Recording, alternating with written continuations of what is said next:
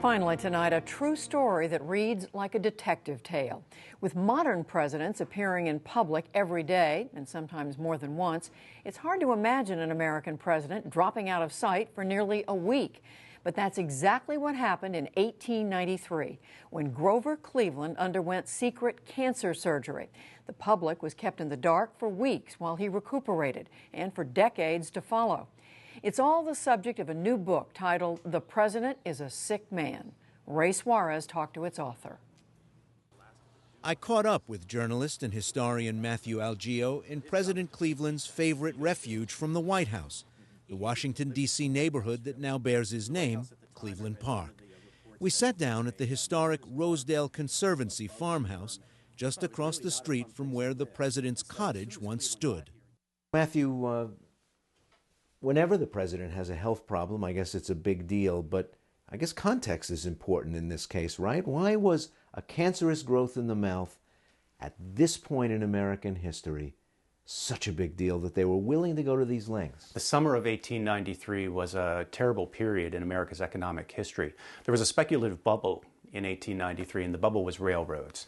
The Reading Railroad went bankrupt shortly before Grover Cleveland took office, and by the end of the year, 119 railroads had gone bankrupt. So the markets were crashing. Wall Street was in a panic, and Cleveland was afraid that if it came to be known he had cancer, which at that time was considered a death sentence, that the bottom would fall out of the markets and there would be utter financial chaos in the country. And cancer was still a pretty frightening word in America. There was basically no treatment, right? Well, there was a stigma attached to cancer. The word itself was avoided. Newspapers called it the dread disease, or the disease that no doctor dare name. In fact, when Cleveland's doctor diagnosed him with this tumor in his mouth, the doctor just said, "It's a bad-looking tenant," and I would have it removed immediately. And this was another reason that Cleveland wanted to keep it secret, because there was this stigma attached to cancer in the 1890s. I mean, I talk a little bit, it's almost like AIDS in the 1980s, that people didn't like to talk about it. And a president, an ex-president, had not too long before died of it. There was some palpable memory in the country, Right, about 10 years before, Ulysses Grant had died of an oral cancer. And it was a real spectacle, the death of Grant. It had become sort of a morbid death watch among newspapers in New York. Cleveland was really kind of a private guy. So they came up with a plan so that Americans wouldn't know the president had cancer surgery?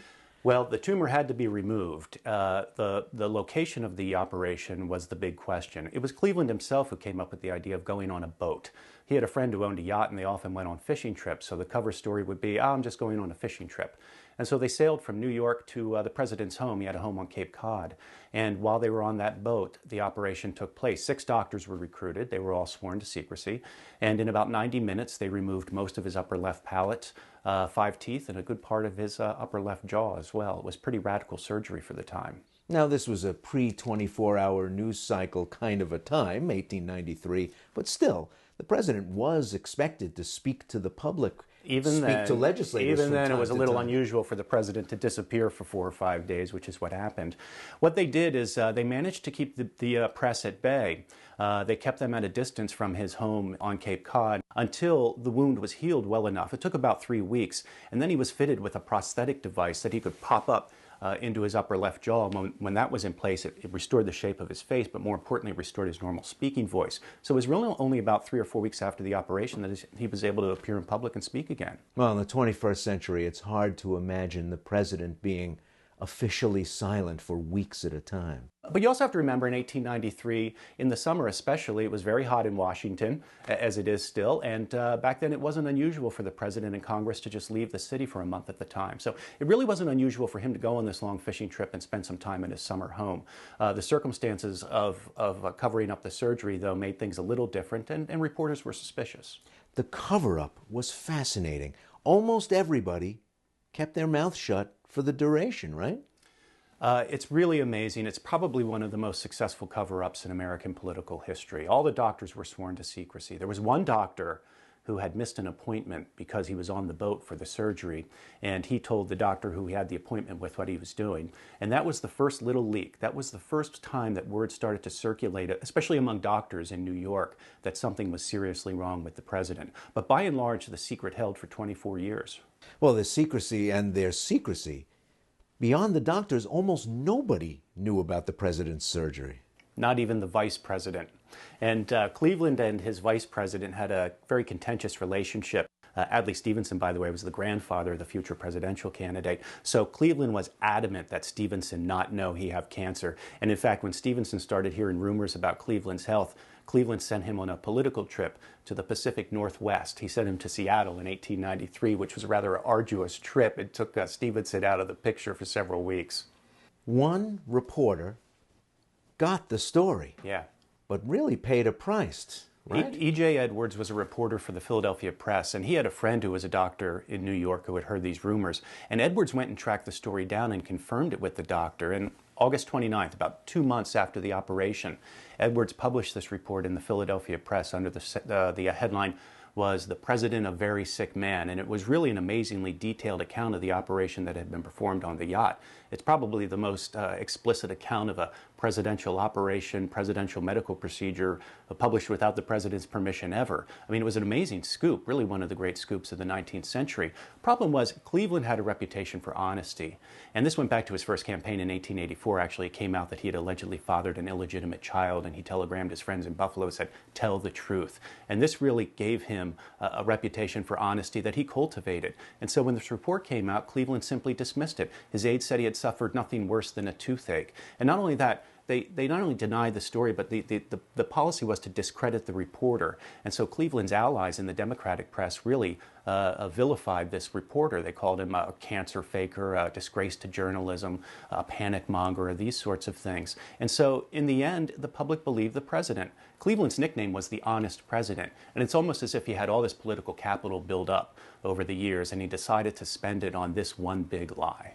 Did the reporter's career suffer as a result? It always hung over his career. E.J. Edwards bounced from paper to paper, and I can't say his career was ruined, but it suffered. Was he eventually vindicated? He was vindicated. Now, Cleveland lived 15 years after the surgery, which is an amazing achievement in American medicine, with no recurrence of the cancer. Finally, in 1917, one of the doctors who had taken part in the operation and had always felt badly about the way Edwards had been mistreated to be more precise. This doctor, his name was Keene, he was from Philadelphia, decided to finally publish an account of the operation. He published it in the Saturday Evening Post of all places, not a medical journal. And I think maybe the doctor wanted to brag a little bit because it had been such a successful operation, but he also did it to vindicate Edwards. And Edwards was still alive at that time, a man in his 70s, but he was very much gratified by this. And it was 24 long years that it took him to finally be vindicated, as Keene, the doctor, described it, as a truthful correspondent. Well, you've got politics, medicine, a little 19th century media coverage. It's a great story. How did you first get into it? Actually, the tumor itself was saved, and it's in a museum in Philadelphia. It's called the Mutter Museum. It's a great museum of all kinds of medical oddities. If you ever want to see a Chief Justice John Marshall's bladder stones, that's the place to go. And they have this tumor from Grover Cleveland. And about 10 years ago, I was just visiting the museum, and I'm interested in arcane presidential trivia. And so I saw the tumor there, and that's what really got me interested in the story. And it turns out one of the doctors, Keene, who wrote the later account, deposited all his papers at the museum. So they actually had a lot of papers talking about the surgery. So that was kind of where I began looking into the story. You've talked about parallels. Have there been other times in American history where presidents have tried to hide how sick they are? Lots, surprisingly.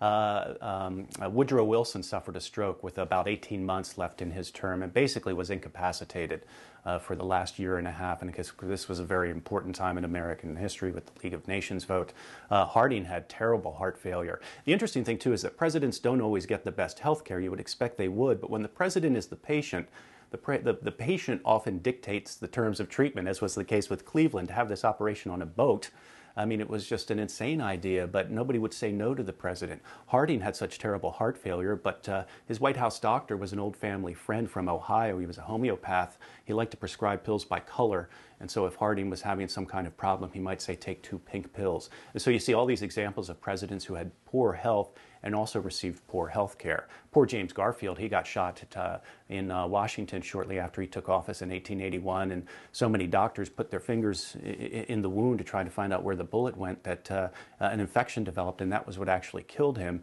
It's thought if they'd just taken Garfield back to the White House, put him in bed, gave him some water, he probably would have recovered because the bullet was lodged harmlessly. Could anything like this happen today? All I'll say is there is a fully equipped medical operating theater on Air Force One. So if you took a long trip and didn't have a lot of turbulence, maybe. The president is a sick man. Matthew Algeo, thank you. Thank you, Ray.